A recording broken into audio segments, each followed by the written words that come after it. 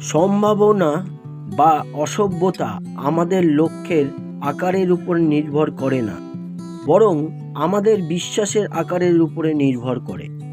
আমার ভাই ও বোনেরা, ঈশ্বরকে বিশ্বাস করুন এবং সর্বদা তাকে আপনাদের প্রতিটি উদ্বেগের কথা বলুন। ঈশ্বর আমাদের নিরাপত্তার জায়গা। প্রভুর প্রতি শ্রদ্ধা এবং ভক্তির জ্ঞান অর্জন করার প্রথম ধাপ। প্রভু সম্পর্কে জ্ঞান লাভ করাই বোধশক্তি অর্জনের প্রথম ধাপ, এবং তার উপর এই নিশ্চয়তা আছে যে যদি তার ইচ্ছা অনুযায়ী কিছু চায় তবে তিনি আমাদের প্রার্থনা শোনেন ও গ্রহণ করেন। হে লোক সকল, সর্বদাই ঈশ্বরের উপরে বিশ্বাস রাখো।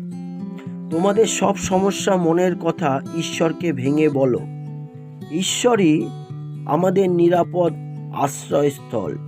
পবিত্র পিতা পরমেশ্বর, আমাদের ঈশ্বর, আমাদের নিরাপত্তা স্থান হওয়ার জন্যে শতকোটি ধন্যবাদ। হালেলুয়া, জয় যিশু।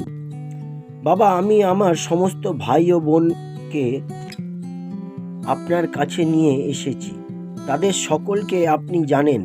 তারা শুধু এখনো আপনাকে জেনে ওঠেনি। সেই জন্যে আমি তাদের দুর্বলতা আপনার কাছে তুলে ধরছি। তাদের সোজা পথ দেখান, সাহায্য করুন। বাবা, আমাদের অনুরোধ গ্রহণ করার জন্যে শতকোটি ধন্যবাদ রইল। জয় যিশু, জয় হোক। আমেন।